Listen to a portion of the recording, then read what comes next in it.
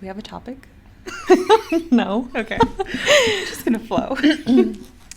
Hi, guys. So we have no idea what we're going to talk about today. We actually had a topic, but we were like, we're feeling a little bit different. So let's just kind of see what comes out today. Yeah.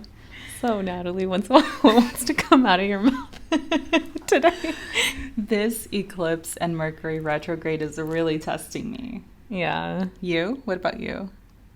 Yes. Natalia was like, this retrograde is the retrograde of the exes. Oh my gosh. That's ugly. It is ugly. But it is. I feel like it's all around me. I'm seeing it with other people. I'm seeing it with myself. Yeah. It's just, because I feel like retrogrades usually are about exes, but this one feels like especially about exes. Yeah, but what's funny is that, nothing particularly has come up for me in regards to exes, but for some reason the dreaming about exes is I wake up and I'm like, what the hell? Why did I dream that?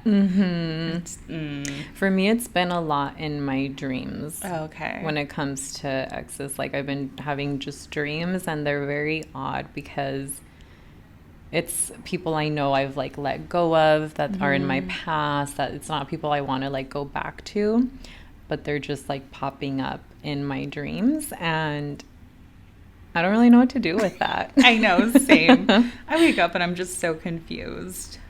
Yeah.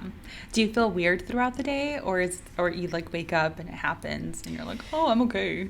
I think I'm good just because I'm somebody who doesn't really dream a lot or well, I probably do, but I don't remember.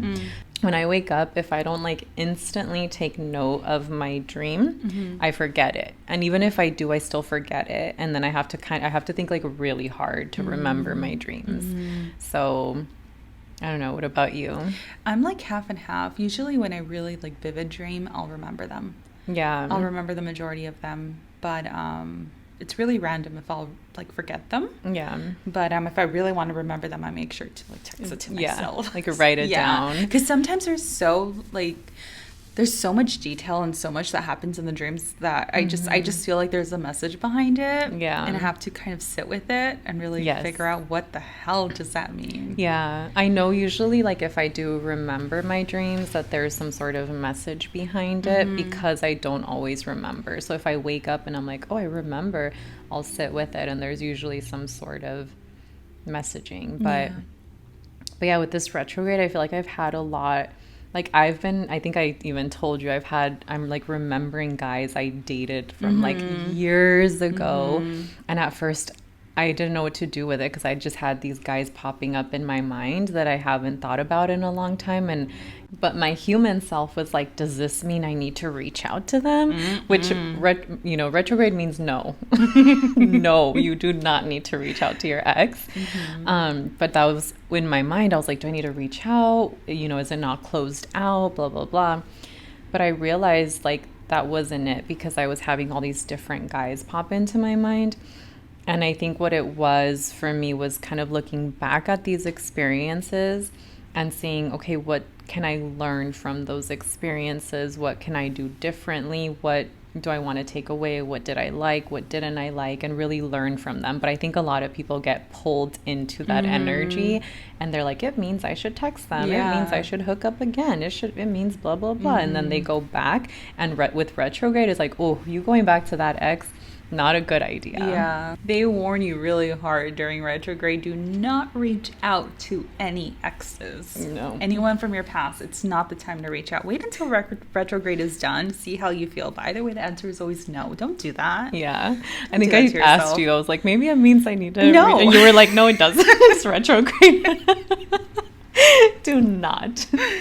Oh my God. And then we have the lunar eclipse in a few days. The full moon on Friday. How are you feeling about that? Do you feel like anything is coming up, or also like what are you looking to shed? That's a good question. I feel like I'm shedding the me who attracted all of these certain types of relationships. Okay, so I'll share this because I actually had this dream last night, and it's so interesting because I think it's actually a representation of what's happening in the shedding that I'm doing, because I do feel like looking back at these, dating experiences that retrograde brought up for me, it was me realizing like, damn, for all of these guys that I dated and all these experiences and relationships I had, I was just a placeholder for them. I was not like, and it's because energetically I wasn't there. And that's the part I have to own, is like, I wasn't ready. I wasn't in my feminine energy. I wasn't, there were certain things that I was not that attracted these. And that's why I had to look back and learn from these experiences of like, I don't want to be that anymore. So last night I had this dream where, and it's so bizarre, but it kind of took me back to like my pageant days. And I was in this like really big house, but you know how in dreams everything's just like, it's not like a house. Like it was a house, but like this big ass house. And all I remember is I was supposed to go, I needed to try to like make it to walk on this runway. I know it sounds so bizarre, but I'll explain what I think it means.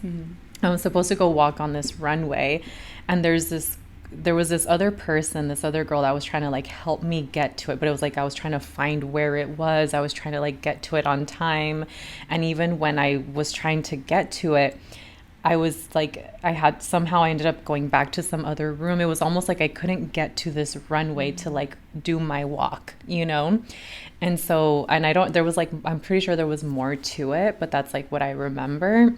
And when I woke up, I kind of sat with it and I was like, why did I dream that? And I realized like, I think it's a representation of how I have felt for so much of my life, of like, when is my moment? Like, when do I get to shine? When do I get to like walk the runway and like be in the spotlight and like have the life that I want to have and receive the things that I want to receive and not be on the sidelines, because I think that can show up for us so much, either in business and relationships and life, of like constantly like being on the sideline and not realizing like you get to be the star of your fucking life and you get to decide how you want things to play out for you. And you don't have to be on the sidelines, but the only way you're going to do that is by doing the inner work of like, why am I keeping myself on the sidelines? And why am I not saying like, hey, I'm going to walk this runway and I get to be seen for who I am and I get to shine. And so I think it's all a combination of like, oh, I've been a placeholder. I've been on the sidelines for so much of my life. And like now I'm shedding that part of myself to shine and to be who I am meant to be in this lifetime and in my life specifically. That was so powerful. I'm going to use that for the reel. So you were talking, I'm like, I'm going to cut You're that. You're picturing the edits.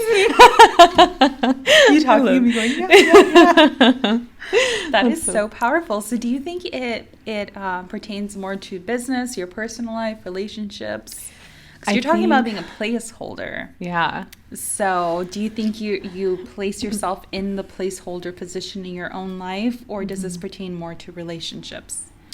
I think it's all of it, to be honest, because of two things. One, at the end of the day, because we're us, we show up that way in everything, right? I can show up as different versions of myself in business and love and life, but at the end of the day, it's still me. And the other thing too is when, like as a business coach working with clients, even though we work on business, all the time we end up talking about their love life. And I think the reason why is because when you think about business and you think about love, they're both meant to be heart-centered things. Yes. So what I find oftentimes is when I'm working with a client, even though we're talking about their business, their love life always comes up because what they're having reflected in business often is reflected in their love life too. And vice versa. Exactly, because it's like it's meant to come from your heart. So if your heart is closed off, you're closed off to receiving money or clients in business, you're usually also closed off to dating or love or receiving in love. So yeah, I think it always goes back to the heart. And I feel like it is in all areas. I do think for me there's a big highlight in like love life. I think that's why all these like past guys were brought up. I think my guides were showing me like, hey, look at all this. Like, let's examine this. Let's learn from this so you don't do this anymore. You need to release this pattern. I do feel it's also in business. Like I was reading some of my astrology for, this season, and a lot of it was saying like now is the time for you to like be in the spotlight, to be seen. But I know it just goes back to having life experiences growing up of like receiving things. Like I have this very specific example and it's so silly.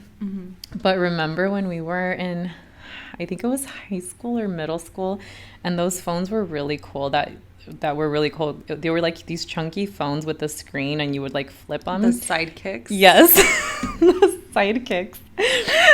Or even just, love those phones. Yes, me too. And like there were always these phones that were cool, or the Razor. Do you remember that one? Like all these phones, right?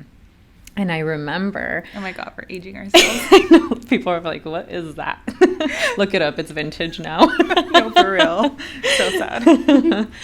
And I remember, like it was cool. So I would like go home and ask my parents, like, I want this phone or I want blah, blah, blah, or whatever brands were cool.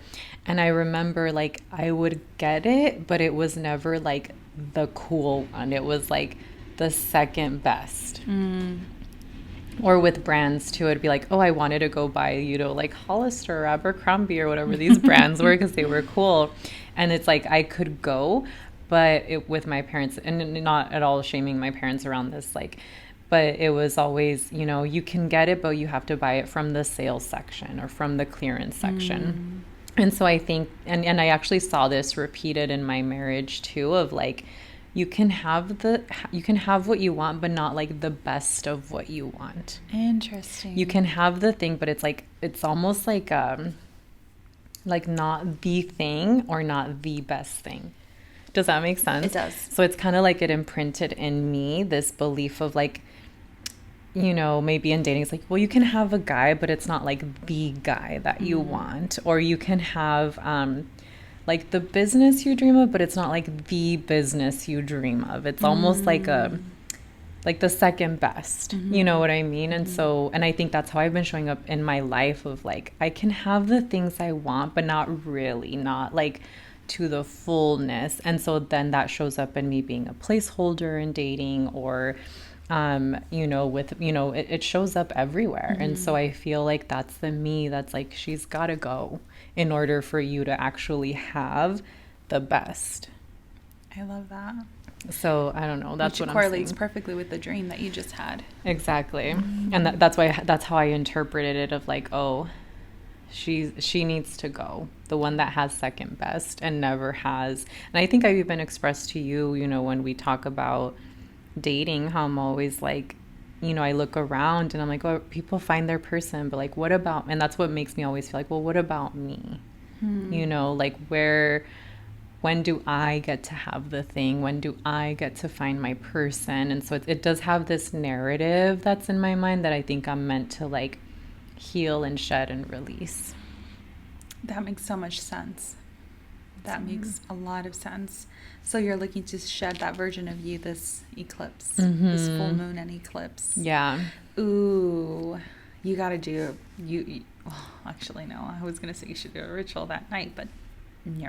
It's not good to do rituals during eclipses because it can get very chaotic. A lot of people warn against it. A lot of people do, but I guess maybe because you're releasing, it wouldn't be too bad. If you were trying to manifest in, then I would. I think she's already just, because I do feel like with eclipse energy, it's more you're being shown what's being released. Oh, for sure. I almost feel like it's not so much like I have to do anything. I think it's like happening. But it's also allowing for that version of you to be yes shed, because it can be shown to you, but are you going to allow that yes to be released from your life is a question. Yep. And I think what's interesting is like the action I'm taking is actually in business. Like my business content has been very different the last few days. I've noticed, and I love it. And that's what I felt was one of the shifts, that it was like, no, your content needs to change. I just remember something. What? I didn't post a reel. You said content. I was like, oh no. Sorry, guys. Sorry. It's all good. You get lots of reels. I was on a phone call with my boyfriend. No worries. You know what? And I meant to ask you if I was making the reel today. No, I was. No one made it. It's all good. That is okay. You said content, my mind went real. I was like, oh no. That's totally fine. Retrograde. Retrograde. We'll just blame retrograde. Yes. It's fine. What were we talking about? We were talking about allowing for oh yeah, for you to shed. Yes. So I feel like what's happening is I'm already being asked to show up as this different version of myself, because I never thought to make content like that. But I think it was Monday that I woke up at like 4 a.m. And I told you, I was like, I got all these downloads for like She's Aligned, and then also for the sorcery, because since last week I was getting the nudge like, your content needs to change, your content needs to change. And I was like, okay, well, what is it? What is it?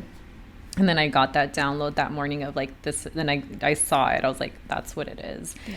And that's what I've been creating. And that's me like literally being in the spotlight of like, here's my routine, here's me, here's my face, here's my story. So what it is that's like, I'm starting to show up as her while I release her. And I know that the universe has been really pushing you to share your story some more. Yep. And I feel like that's what it is like, you know, create these videos where you're sharing bits of your story with people. And so I'm just embodying her as I'm like releasing her and embodying the new her at the same time. I love it. I'm excited to see this version of you once the eclipse season and retrograde has finally ended. Yeah. Yeah. I'm so excited for you. Thank you. What about you? Like, what do you think you're releasing or shedding? Oh my God. Do we want to go into this is the question. The people have spoken. They like our long episodes. Yes, they do. Man, how can I kind of summarize this? So I feel like I'm currently being catapulted into the next chapter of my life. But in order to do that, I've been shown so much about the people in my life. Yeah. I've been able to see true colors, true faces, and this retrograde and eclipse season has been me having to draw a lot of boundaries with people in my life and having to let go of people as well. And I've been struggling really hard with it, because a portion of me is like, well, you've known these people for a while. So it hurts to think of letting them go or eventually letting them go. And then the other part of me is also struggling with, well, maybe you can find the balance and just draw some boundaries. Because I have struggled in the past with wondering if every single friendship or relationship that I have in my life should be beneficial and should add to my life instead of taking away or just keeping me or our relationship stagnant. And when I say like relationships, I don't mean like a love relationship. I also mean a friend relationship. I firmly believe that all friendships, relationships, you should nurture them as you would a love relationship. So I've been really trying to figure out and trying to understand the balance and trying to think like, okay, so does everybody need to provide something in my life? Does everybody need to be on the same path that I'm on? And obviously the answer of being on the same path as me is definitely a no, because everyone has their own path. But I think at this moment I'm being shown true colors from people, and I feel like it's time to let some people go and continue moving forward in my life. And I don't think that everyone is meant to go with you in the next phase of your life. Some people, it's okay to have people in seasons. They don't have to go with you forever. And unfortunately that it hurts, but I I don't know what it is. Like, and it has not just been like one person, it's been like multiple people. And I'm just like, I'm so confused. Hello, universe. Because like, I literally cannot mind my business more than I do. Yeah. But somehow the universe was still like, no, let's open those windows. Let's open the curtains and let us show you. Mm-hmm. And I was just, it was so hurtful for me because it just was so out of the blue. Yeah. And I was not expecting it. And yeah, I just think this retrograde and eclipse has been showing me that I'm meant to move to the next chapter in my life. And things have manifested that I know it's going to be a new season in my life. But at the same time, not everyone is meant to go with me. But yeah, and that's been like big for you. Mm-hmm. And it's so hard. I feel like we're gonna end up doing an entire episode on friendships and finding friendships, letting go of friendships, all that. But I feel like it's been such a big theme for you. And if life has taught me anything, is that the truth will always come out. The truth will always reveal itself, especially when it comes to people. Mm-hmm. And we don't even have to do anything. Like, it will just happen. Do you feel like you're with friends or with these friendships or in people you've had to just let go of? Like, do you think you're starting to see and understand like the why and feeling the lightness of letting go of those people? Or do you think you're still in the thick of it and like having a hard time? No, for the most part, I feel better. When I drew specific boundaries, actually when I drew a really big boundary, I felt like a sense of relief, also confirmation, because I had been feeling some type of way for a little bit, and then I got some confirmation, and I was like, okay, maybe I'm not crazy. So a part of me felt relieved, felt better. I had clarity. I felt lighter, but at the same time, it's still hurtful because, like I said, I can't mind my business more than I do. Yeah. And then also because I feel like I give so much to the people in my life. And so to not receive that in return, and it's not that I expect it, but I at least reciprocate it, you know? Yeah. So, for the most part, I feel amazing. But randomly, my brain will trick me and I'll just kind of like ask myself why. You know, like, why is it happening? Even though I know it's for the better, but still, I'm still human. So there are times where I still am trying to figure out why. But for the most part, I do feel better. Yeah. But you know what? It makes sense because I feel like with you having such a huge opportunity to collab with Heritage for your markets, like that's such a big door of opportunity that's opened up for you and your business. And I really feel so strongly that there's so much expansion for you that's going to come from that. And I do think that inevitably when we're expanding or moving to the next level of our life, it does require certain things to be released, whether it's people or versions of our, like for me, it's like a version of myself. For you, it's the people around you. And there's like a clearing out that I think has to happen in order for that evolution. So I almost feel like you're like stepping out of one door and closing it behind you and opening another and like stepping into another season. Why did I envision that now? Yeah. Like that's what I see happening for you. And that means closing the door and leaving certain things behind, as hard as that might be. Yeah, it's definitely difficult. And I want to mention this because we're in our 30s. You would think that, and this is a funny thing, people are like, oh, when you're an adult and you're in your 30s, you'll have it all figured out. You will never have it figured out, guys. There will always be new stuff that comes up that you have to work through. That's just a part of the human experience. So don't think that just because you're an adult that you're going to have things figured out, because no, that's not the way this beautiful life works. But that would be nice. I know it's so crazy to think that even in our 30s, we're still shedding, still growing, still evolving. But I feel like it's something that's just going to happen for the rest of our lives, at least if we want to continue expanding. There are people that unfortunately choose to stop growing. And so they don't, because sometimes I would look at other people and be like, how come they're not going through it? Like, how come they're not having a hard time? But I realize like some people are just kind of coasting through life. Sometimes I wonder if maybe that's the best way to do life. Just coast through life. Yeah, I know, because it's hard. It's hard to grow. It's hard to evolve. It's hard to heal. But I also think it's worth it. I think naturally, as you're doing like the inner work and the self-help and evolving as a human, there are new things that you learn about yourself, new things that you want to try, a new way of thinking. Because I can tie that into our parents' sort of generation. They're the generation that didn't do any of the self-work. They didn't have the accessibility that we do, like the internet, to know better and to learn better.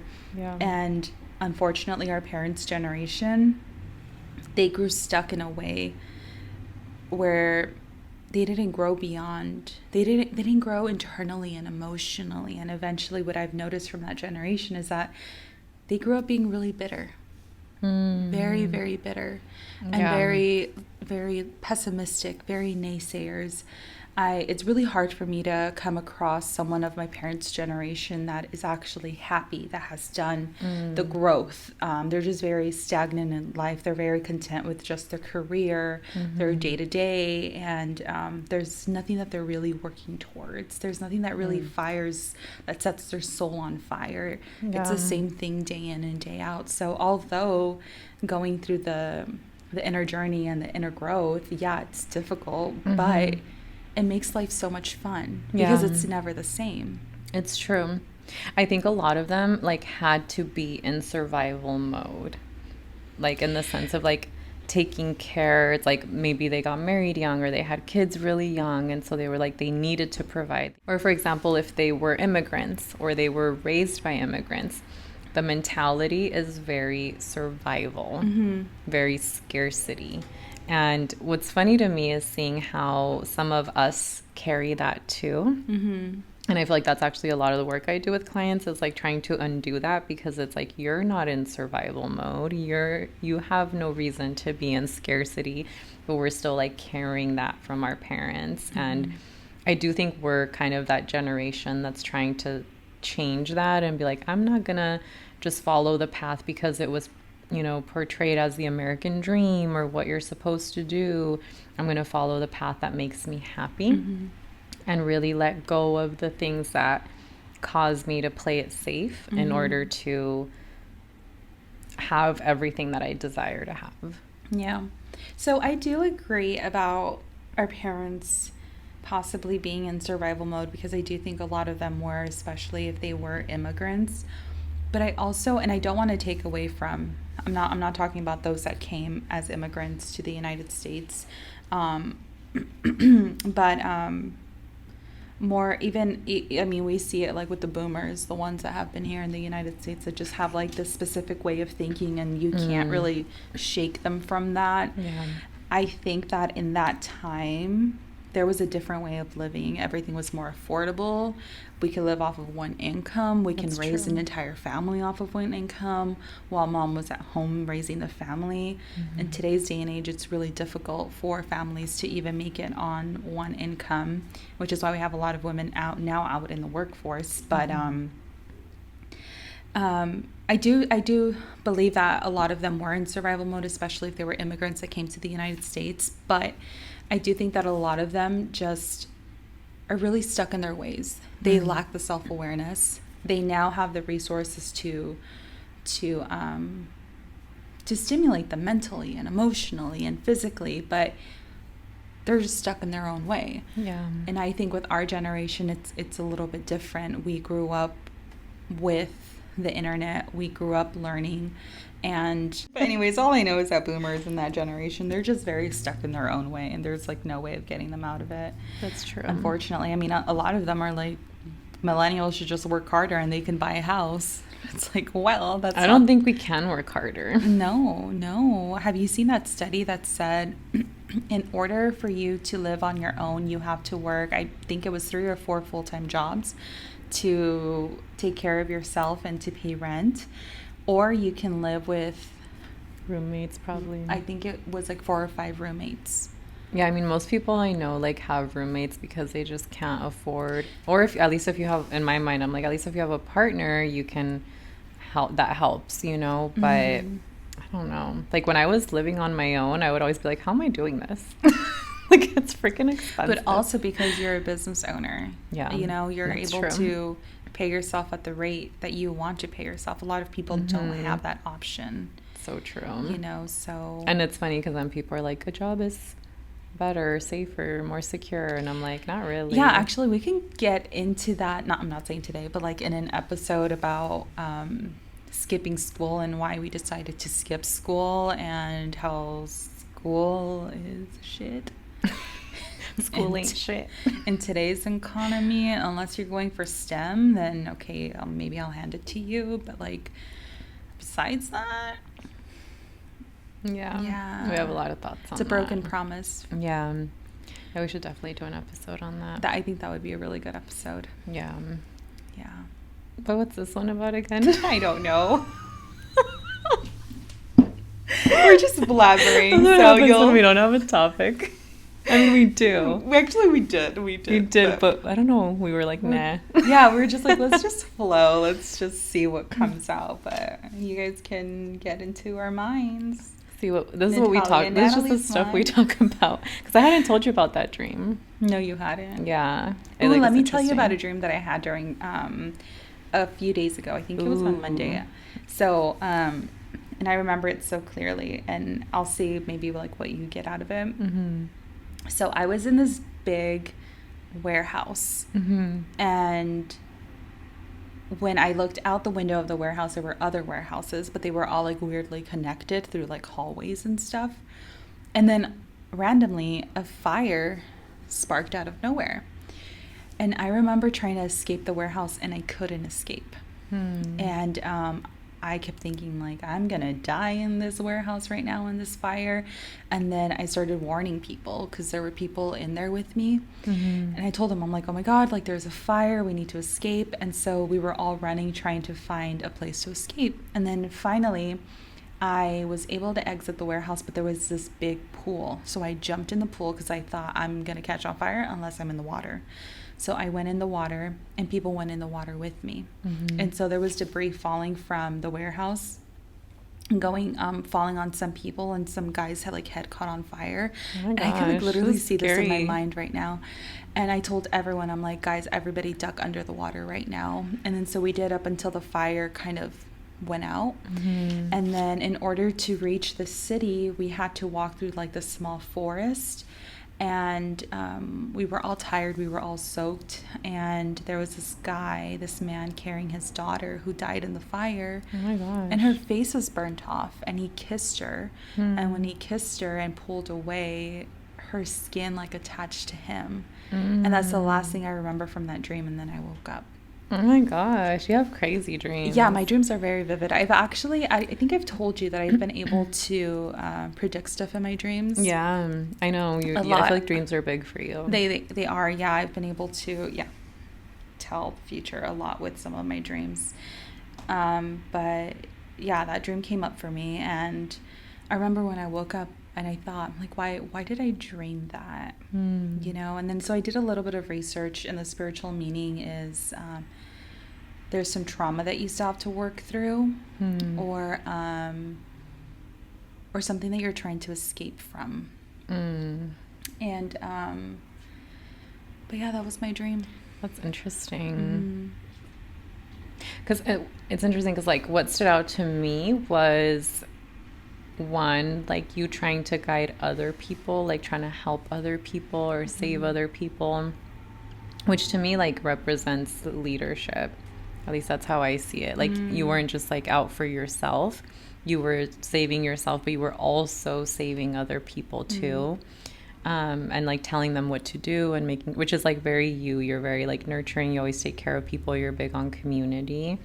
And then the other thing that stood out, like I just think it's interesting that when you walked out, there was something there to save you.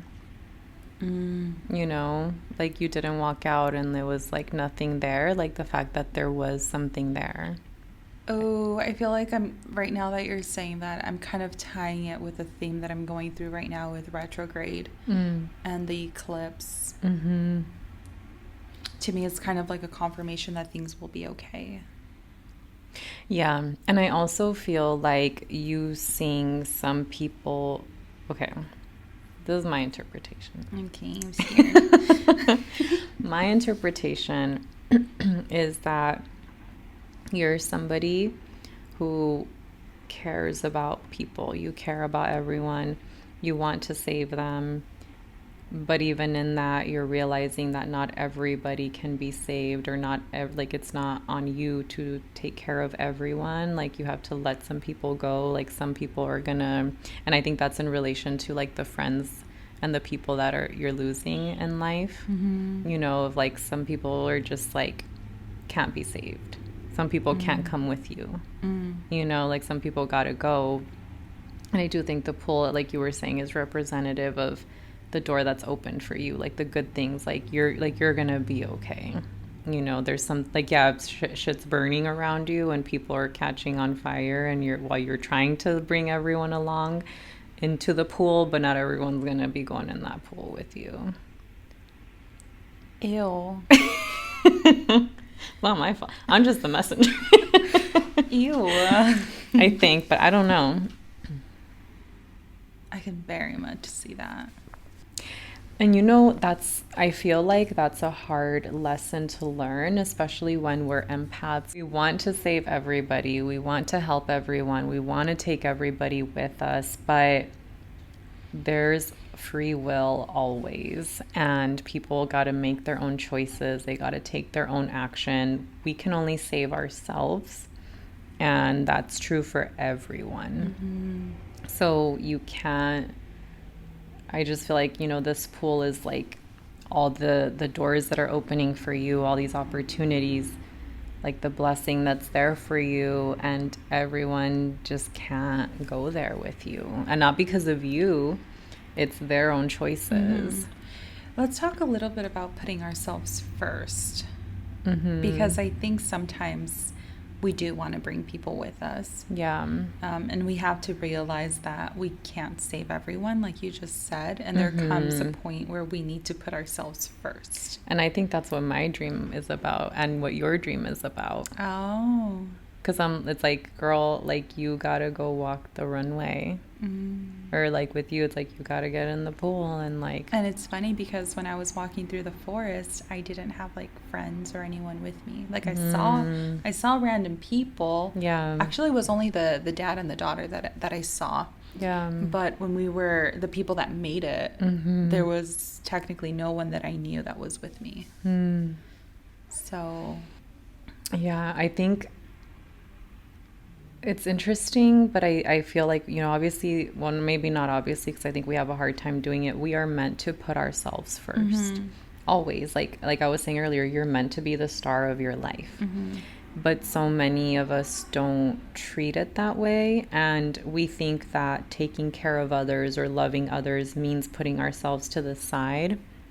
And one of the big things I like to focus on is like, it doesn't have to be either or. It can be this and that. You can put yourself first and care about other people. You can put yourself first and take care of others.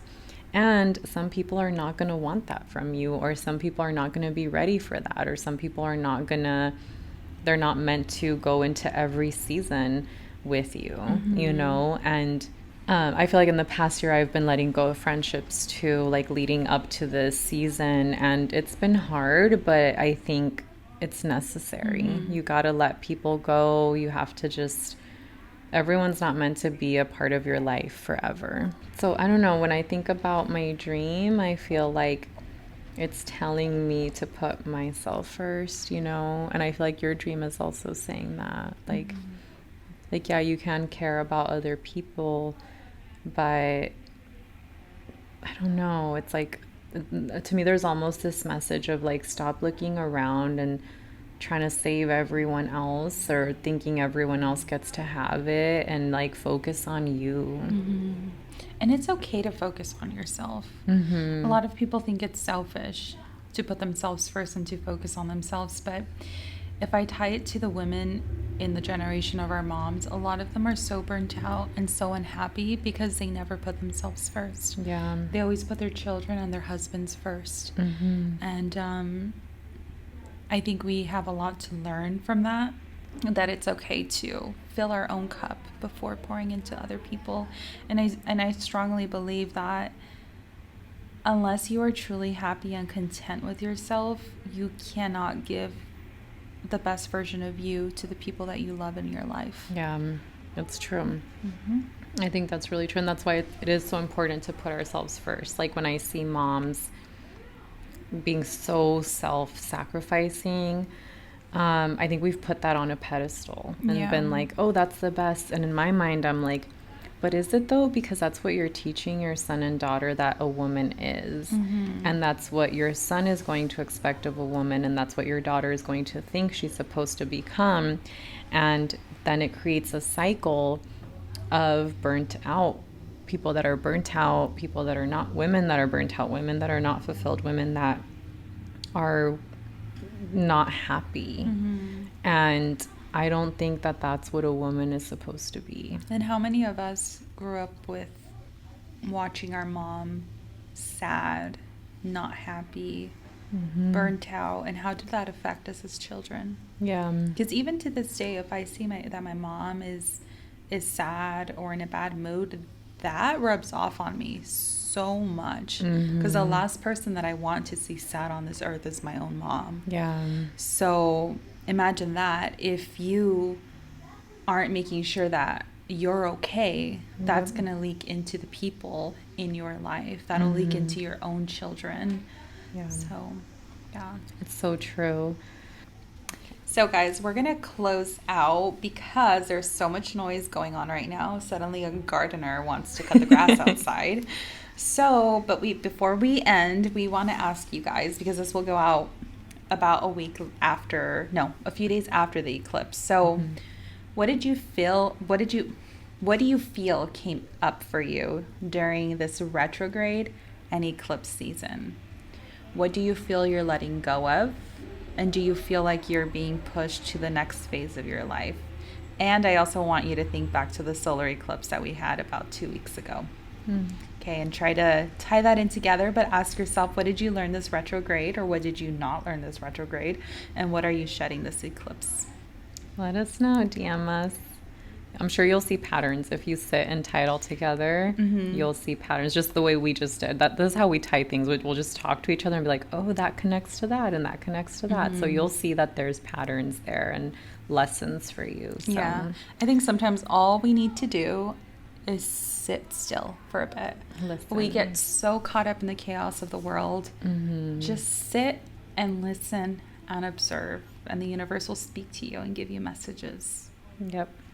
So let us know, and I don't know, we'll see if we have a topic for the next. It's funny enough, we have like this whole like list of topics, but for some reason today we were like, let's just flow. Yeah. Let us know if you guys like it. Yeah, maybe this title will be like, so what came up for retrograde and eclipse for you? Yeah. I think that'll be good. I like that. But yeah. Yeah. Well, thanks guys for tuning in. We hope to see you in the next one. Bye. Bye.